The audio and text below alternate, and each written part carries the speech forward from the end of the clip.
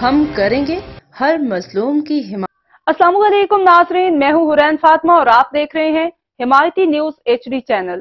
नजर डालते हैं आज की अहम खबर पर। इद्दत में निकाह केस में साबिक वज़ीर आज़म इमरान खान और उनकी अहलिया बुशरा बीबी की सजा के खिलाफ अपीलें मुस्तरद कर दी गयी।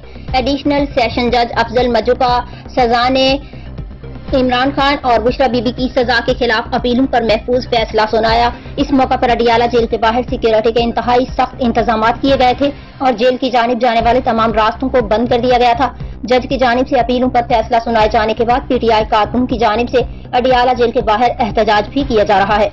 याद रहे कि इमरान खान और बुशरा बीबी को इद्दत में निकाह से मुतालिक केस में 3 फरवरी 2024 को 7 बरस कैद की सजा हुई थी, जिसे उन्होंने चैलेंज किया था।